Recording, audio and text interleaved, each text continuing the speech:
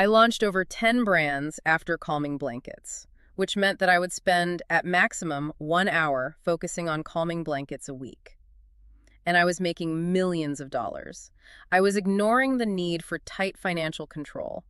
I allowed each business and their financials just to all merge into one big mess. Wait, back up. He had a business making millions, and he gave it 1 hour a week to go play with 10 other side projects. It's the ultimate shiny object syndrome, Bart.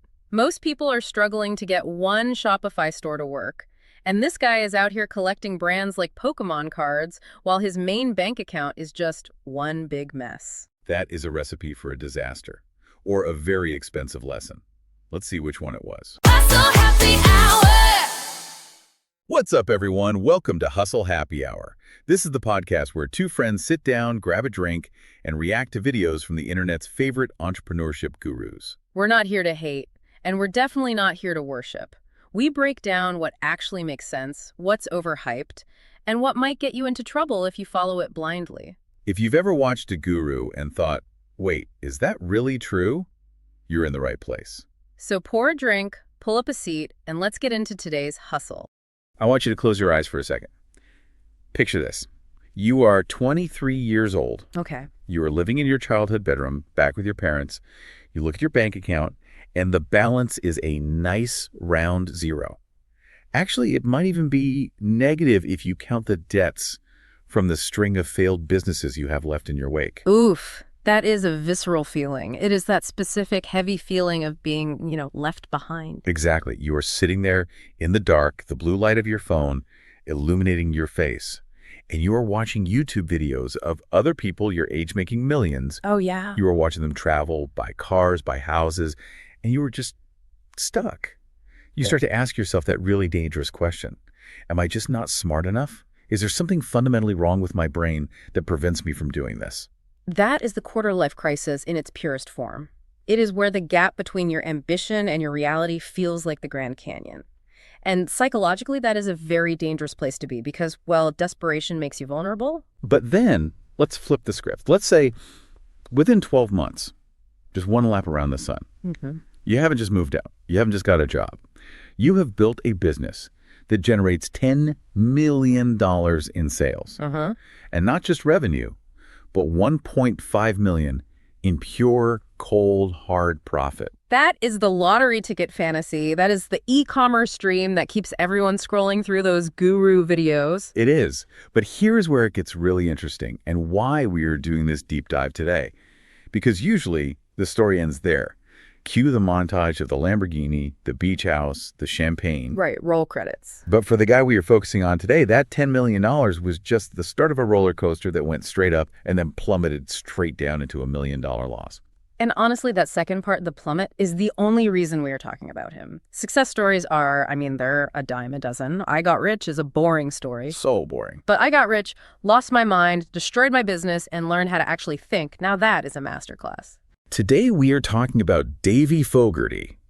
Now most people know him as the guy behind the Udi, those massive wearable blankets that look like marshmallows. They're everywhere. Everywhere. Yeah. But we aren't talking about the Udi today. We're talking about his first love, his first massive win, a company called Calming Blankets. This is a fascinating case study because we rarely get this level of transparency. Usually when a founder loses a $10 million company or drives it into the ground, they bury the evidence. Of course. They sign NDAs, they pretend it never happened. But Davie has opened up the books, literally shown the profit and loss statements on exactly how he went from 0 to 10 million, and then how he accidentally destroyed the business shortly after. It's a masterclass in scaling too fast. It's a masterclass in losing focus. And honestly, it's a masterclass in how winning can actually make you terrified to lose. That's the mission for this deep dive. We are going to dissect the anatomy of an overnight success, but we are also going to dissect the structural failures that followed. We need to answer the question, why does success sometimes kill a business faster than failure does? So we have a stack of notes here, primarily based on a very candid retrospective transcript from Davie himself titled, "If I Had 1 Year to Make $10 There." He breaks down the timeline from 2018 to 2021, and I have to say, the honesty here is just brutal. It is, and it eliminates survivorship bias. We aren't just looking at the things that worked, we are looking at the specific decisions that turned a cash cow into a money pit. All right, let's unpack this. Let's go back to late 2017, Section 1, the origin story, or as I like to call it, the desperation phase. Desperation is a powerful motivator, but it also clouds judgment. Let's look at where he was mentally. So Davie is 23, as I mentioned. He's back home. He's looking at his bank account, and it's a donut. Zero. He's coming off a string of failures. He was doing some videography, trying to sell iPhone cases, trying to sell seasonings, just throwing spaghetti at the wall, and nothing was sticking. And psychologically, this is a dangerous spot. When you try and fail repeatedly, you stop blaming the market and you start blaming yourself. Totally. You start to internalize the failure. He mentions questioning his own intelligence. He was considering giving up entirely, going back to just shooting videos for clients and traveling. He was ready to check out of the entrepreneurship game. But then, the scroll, the infinite scroll of destiny. He's on Facebook just doom scrolling, and he sees a post. It's not an ad. It's just a mom, and she's talking about how she made a weighted blanket for her autistic child. Wait, pause there. This is a critical detail that most people miss. He didn't see a product for sale. He saw a solution to a problem being discussed in a community. Right, and he looks at the comments section. This is the key. The comments weren't saying, cool story. The comments were flooding with, where can I get this? A demand was already there. It was screaming, I need this for my anxiety. My son doesn't sleep. Take my money. But the mom, she wasn't selling. She was just sharing a DIY project. This is the fundamental difference between market push and market pull. And I want to dwell on this because so many people get it wrong. Most entrepreneurs operate on market push. Okay, explain that. They come up with a great idea in the shower, like, I'm going to make Bluetooth toaster ovens. And then they spend years and millions of dollars trying to push that idea onto a market that doesn't care. They're trying to manufacture demand. Which is incredibly expensive and usually fails. Exactly. What Davie found was market pull. The conversation was already happening. The demand was screaming in the comments section. He didn't need to convince anyone they needed a weighted blanket. They were already begging for one. Yeah. The pull was so strong, it was practically sucking the product out of the void. He just needed to be the guy to hand it to him. Precisely. He identified a gap between desire and fulfillment. The market was shouting, we want this, and the supply side was saying, silence. Crickets. So he does what any rational broke person does. He becomes an investigator. He dives into the science. Is this real, or is it snake oil? Right, the due diligence. And he finds that, yes, there is actual research supporting weighted blankets for anxiety and sleep regulation. It's deep pressure stimulation. So it's legit. Validation is step one, but step two is where most people stop. Step two, can I make it? He goes to Alibaba, the holy grail of sourcing. He types in weighted blanket and nothing. Nothing. No listings, no suppliers, nothing that even mentions weighted blankets. Now, if that were me, I'd probably think, oh, well, nobody makes them because nobody wants them, dead end. Yeah, you'd give up. You'd assume the lack of supply means a lack of a market. Of course. And that is the trap. In standard business theory, if there is no supply, we assume there is no market. But in this context, finding zero suppliers on Alibaba was the biggest green light he could have found. It was a blue ocean signal. Explain that term, blue ocean. It comes from the book Blue Ocean Strategy. A red ocean is full of sharks, competitors, all fighting over the same prey. The water is bloody. Right. A blue ocean is empty. It's calm. There is no competition. Finding zero results on Alibaba meant he was early. He wasn't competing with 5,000 other dropshippers selling fidget spinners or iPhone cases. He was at the absolute bleeding edge of a trend. But wait, if Alibaba didn't have them, how the hell was he supposed to get them made? Doesn't no suppliers mean no ability to manufacture? Not necessarily. It means there is no off-the-shelf supply. This is where he utilized a concept called category portability. Weighted blankets existed, but they were like medical devices. Oh, interesting. They were probably being made in factories that specialized in medical rehab equipment, not consumer bedding. So he had to go to a bedding factory and teach them how to make a medical device. Essentially. He had to convince a manufacturer to take a chance on a weird spec. Hey, put these heavy glass beads inside a quilt. It's an arbitrage of manufacturing capability. So he realizes, okay, if I can get this made, I'm the only game in town. He scrapes together the last of his money, literally the crumbs left over from a few videography gigs, and he manages to find a factory willing to make a sample. Just one sample. High-stakes poker with his last few dollars. He gets it. It's a 7-kilo gray blanket. He says it was stunning. But here's the problem. He has one blanket. He has no money for inventory. He has no money for models. He has no money for a studio. This is where constraints breed creativity. If he had venture capital money, he would have hired a fancy agency, spent 50 grand on a shoot. For sure. Instead, he had to use what he had. Which is his mom, his girlfriend, and the neighbor's kid. The neighbor's kid, I love that detail. It's so real. Literally. He drags them around the house, draping this gray blanket over them, taking photos with his camera. Look relaxed, look calm.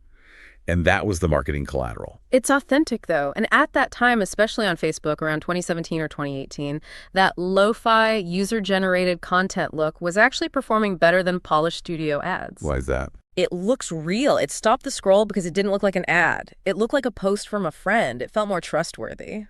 So it's a Saturday night. He sets up a basic Shopify store.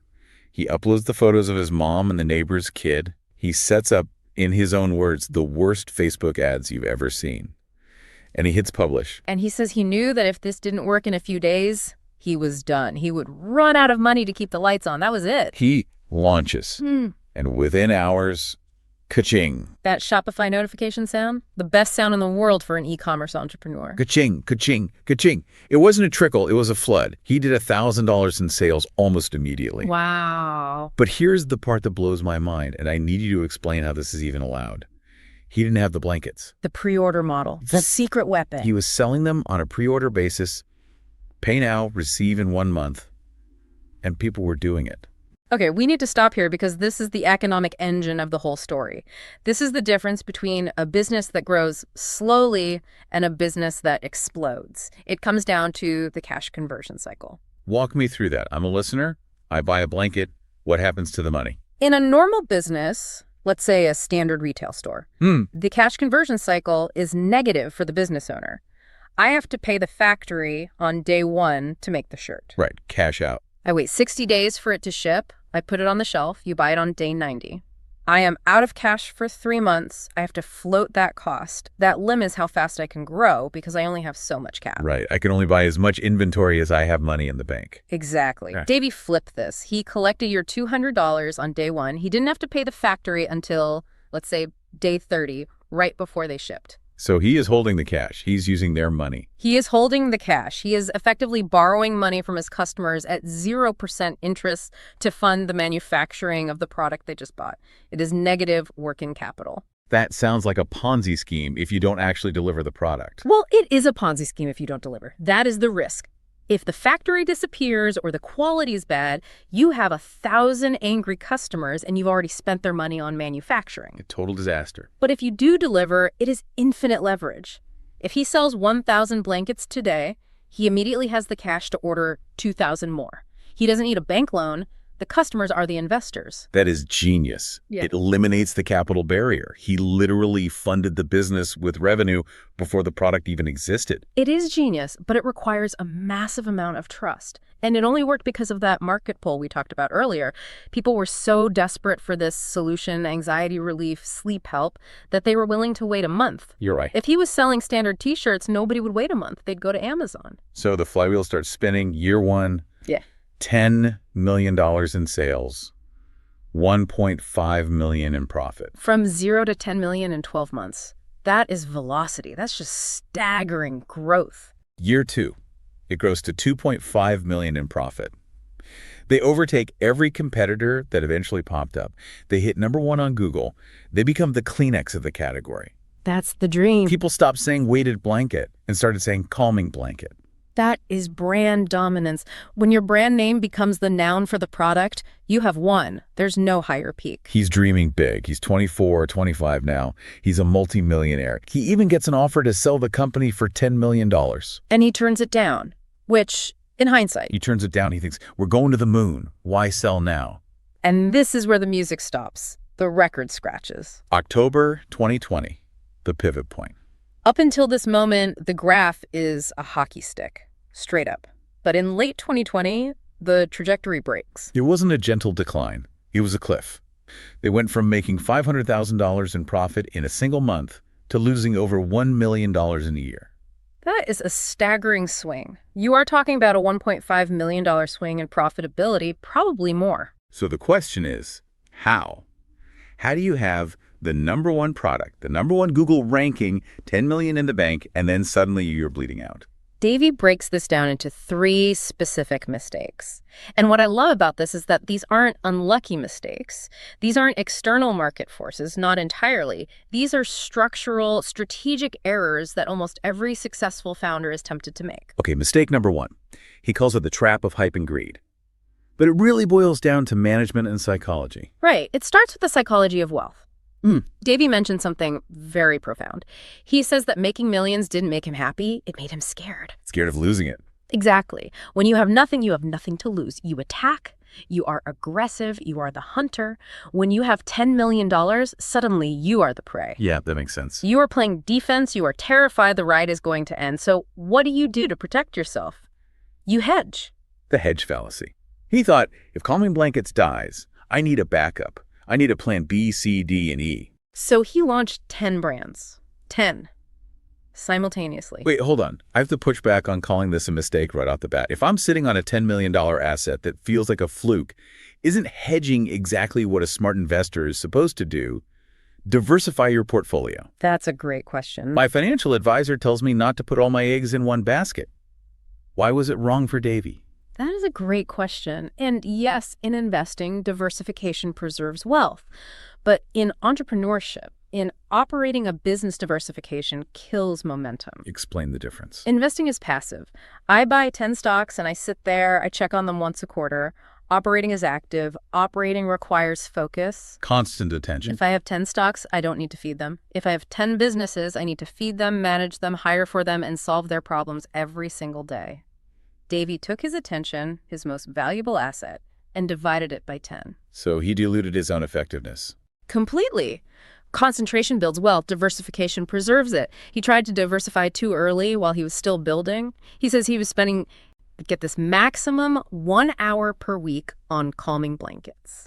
On the main breadwinner, the $10 million business. The golden goose. Imagine that. You have a golden goose. It lays golden eggs every day. And instead of feeding the goose and keeping it healthy, you go out and buy 10 hamsters and spend all your time trying to teach them to lay eggs. That is a fantastic analogy. And the finances. Oh boy, he commingled everything. The cardinal sin of business finance. You just don't do that. All 10 brands in one bank account. Which creates a fog of war, right? Yeah. You have no idea what's actually going on. Exactly. He couldn't tell which business was making money and which one was burning it. He was just looking at the total bottom line. As long as Calming Blankets was making enough to cover the losses of the other 9, he felt like a genius. So he's flying blind. But secretly, the other 9 were parasites eating the host. This is like flying a plane with 10 engines, but you only have one fuel gauge. If the fuel is going down, you don't know which engine is leaking. You just know you're losing altitude. And he hired like crazy, went up to 100 employees.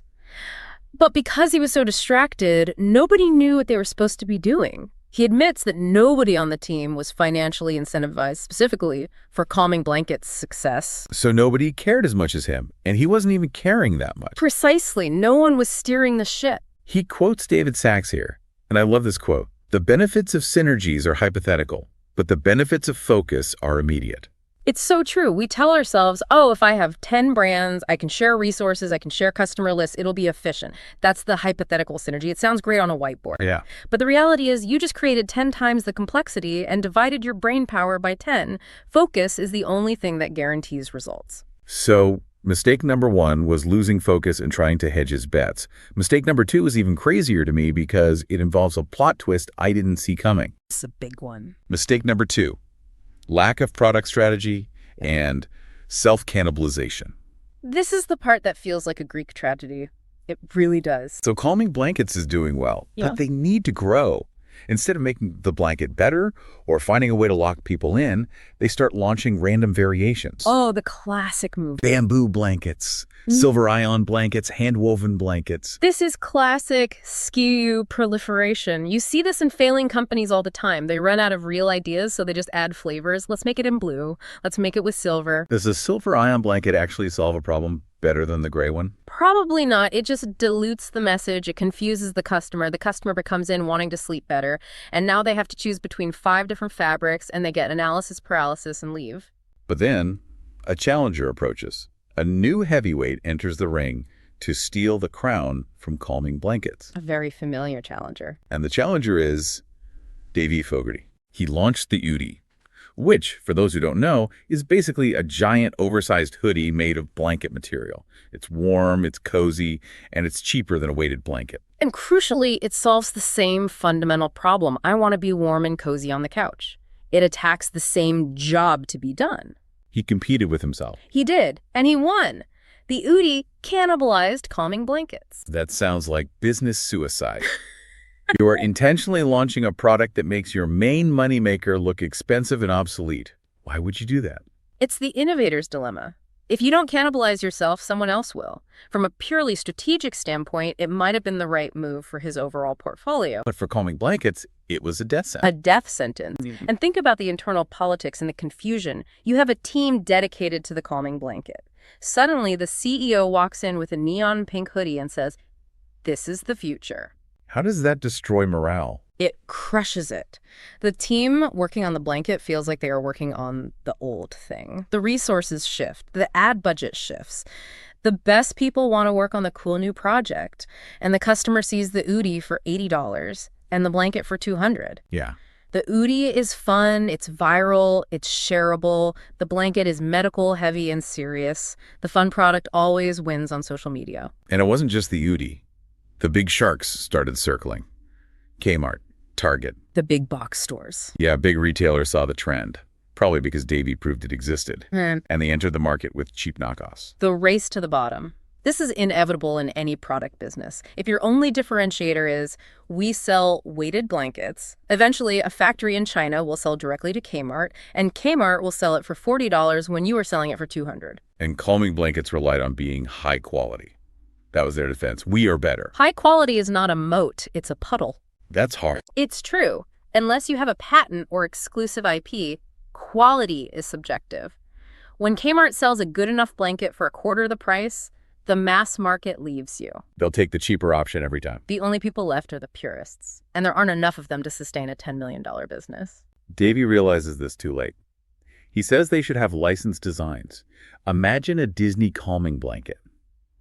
Or a Harry Potter one. Exactly. If you have the Frozen 2 weighted blanket, Kmart can't copy that legally. That is a moat, that is defensible IP. Oh, wow. But a gray bamboo blanket, anyone can copy that. He realized that without unique IP, he was just selling a commodity. And in a commodity war, the lowest price wins. So the Udi is eating his lunch from one side, Kmart is eating it from the other, and he is distracted by 10 other failing brands. And then mistake number 3 comes in to deliver the knockout blow. The boring one. Inventory and supply chain chaos. This is the silent killer.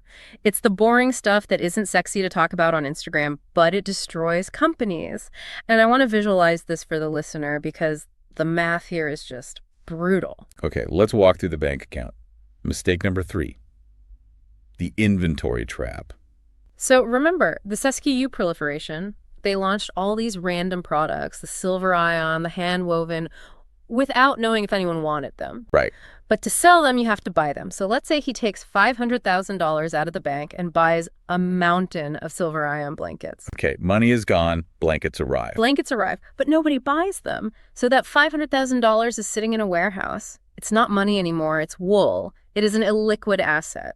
Meanwhile, the original gray blanket, the one everyone actually wants, sells out. This is the nightmare scenario. He needs to order more gray blankets. Let's say he needs $500,000 to place the order for the good stuff. He looks in the bank account. It's empty. It's empty because he spent it on the silver blankets. Oh my God. Exactly. He is asset rich and cash poor. He has millions of dollars worth of inventory, but it's the wrong inventory. And you can't pay the factory with unsold silver blankets. So he is stock blocked. He can't restock the winner because he is drowning in the losers. And it gets worse. Because they had to keep revenue coming in to pay that staff of 100 people, they started spending ad money to push the bad products. Throwing good money after bad. Exactly. If people don't want the bamboo blanket naturally, you have to spend a fortune on ads to convince them.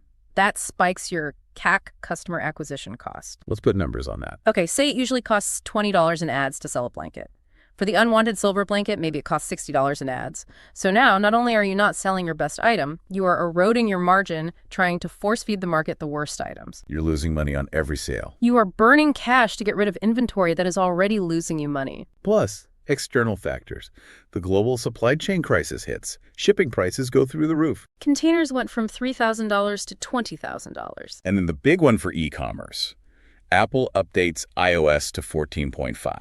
The apocalypse for Facebook advertisers. Overnight, tracking died. You couldn't tell who was buying what. So that $60 ad cost, it probably went to $100. You're flying completely blind. It was the perfect storm. Rising costs, blind advertising, inventory mismanagement, and a distracted CEO. He had to liquidate. He had to sell the bad inventory at a loss just to get cash back.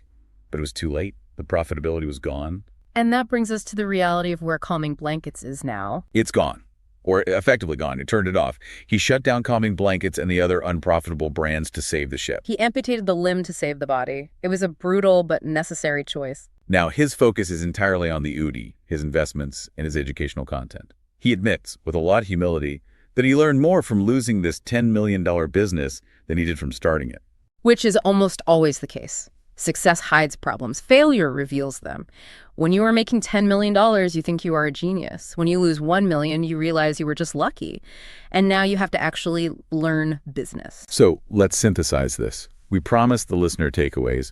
Davie gives us 6 key lessons, and I want to run through them because they are applicable to everyone, not just e-commerce giants. Let's do it. They're super practical. Lesson 1, sustainable growth. This is about the speed limit. Don't scale faster than your infrastructure. Just because you can hire 50 people next week doesn't mean you should. If your systems break at 100 miles per hour, don't drive at 120 just because you have the gas. Yeah. You need to build the roads before you build the race car. Lesson 2, financial clarity. Separate bank accounts. It sounds so basic, but so many people mess this up. If you have a side hustle and a main job, keep the money separate. You need to know exactly what is profitable and what is a hobby. And if you are big enough, get a CFO.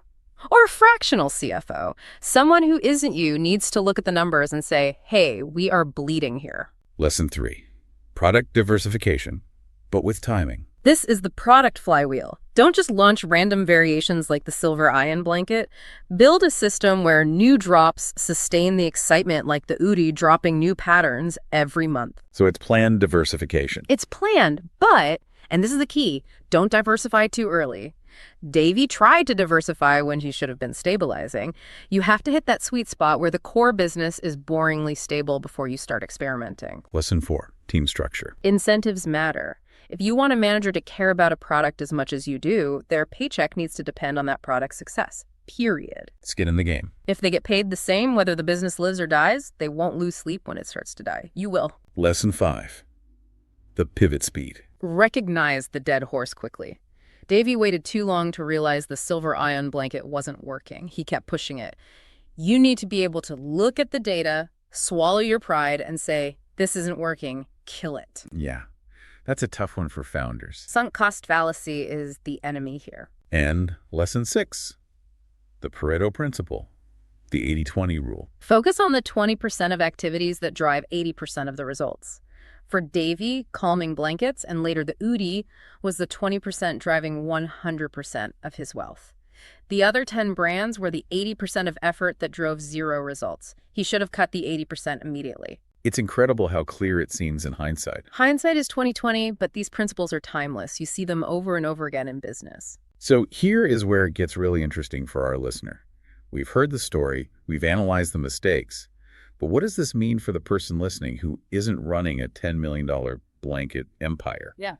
Who maybe just has a job or a small project? This story is about the hedge versus the focus. Explain that. We live in a culture that glorifies the side hustle. We are told to have 7 streams of income. We are told not to put all our eggs in one basket. Which sounds smart. And there is wisdom in that for investing. But Davie's story illustrates the dark side of that advice when it comes to building something. That if you have 7 streams, you might just have 7 trickles. Exactly. And if you are trying to build something great, whether it's a career, a project, a relationship, or a business, you cannot hedge your way to greatness. Greatness requires an irrational amount of focus on one thing. Right. Davie succeeded when he was desperate and had only the blanket. He failed when he was comfortable and had 10 things. Comfort was the enemy. Comfort convinced him that he could multitask his way to more wealth.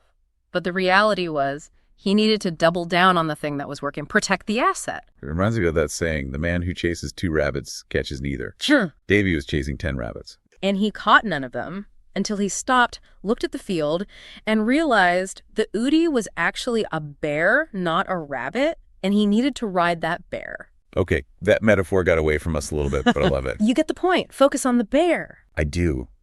It's about being brave enough to kill the good ideas to save the great one. That is the hardest thing to do, to look at a business making money. Calming Blankets was still making money for a while, and realize it's actually a distraction from the bigger opportunity. It's an opportunity cost. I went ahead and pulled some comments that pop up on Davie video. Hit me. Comment 1, the fanboy. Davie is a legend. $10 million in a year is the dream. Taking notes on the Alibaba strategy. Yeah, but did you take notes on the part where he lost $1 million because he didn't check his spreadsheet? Comment 2, the skeptic. So his plan to make $10 million is be the first person to find a viral product on Facebook in 2017. Great, let me just jump in my time machine. Cold, but fair. Being early is a strategy you can't really replicate on command. Comment 3, the unhinged. Instructions unclear. I bought 500 weighted blankets and now my garage floor has collapsed. Please advise. That's actually the most realistic outcome for most people following guru advice blindly. So Bart, what's the final verdict? Is this good advice, situational, or pure hype? I'd say it's situational advice with a heavy side of cautionary tale. His plan isn't really a plan. It's a list of things he screwed up. The advice to keep a lean team and use fractional C-suite help like a CFO, that's gold. But the "I made $10 million in a year" headline, that's the hype to get you to click. Agreed. It's a great case study on why more isn't always better in business. Focus is your best friend. So as we wrap up this deep dive, I want to leave the listener with a provocative thought. A question to carry with you today. Let's hear it. Davie Fogarty essentially had to choose. He had Calming Blankets, his first love, the thing that made him rich, but it was dying a slow death. And he had the Udi, the new, weird, cannibalizing upstart. He had to let one die to let the other live. He had to kill his past to save his future. Exactly. So my question to you, listening right now, is this. Look at your workload, look at your projects, look at your to-do list. Which one is your calming blanket? Which one is the thing you are holding on to just because you've always done it, or because it used to be successful, or because you are scared to let it go? And which one is your Udi? What is the high potential, slightly scary new opportunity that is getting neglected because you are too busy managing the decline of the old thing? Are you brave enough to identify the distraction, even if it's a profitable distraction? Yeah. And kill it. Because, as Davie proved, you can't win the championship if you're playing on 10 different teams at the same time. Focus is the ultimate leverage. That is the lesson. Focus is not just about what you do, it's about what you refuse to do. Couldn't have said it better. And that's it for today's session at Hustle Happy Hour. If you enjoyed this breakdown, make sure to like, subscribe, and share it with someone who's ready to level up and build something big. If you want more, check out our other videos where we deconstruct more guru gems and traps. And hey, if there's a video you want us to react to next, drop it in the comments below or send us a link. We're always looking for the next hustle to deconstruct. Until next time, stay spicy, but keep the hustle real and keep the drinks cold. Cheers. Hustle happy hour.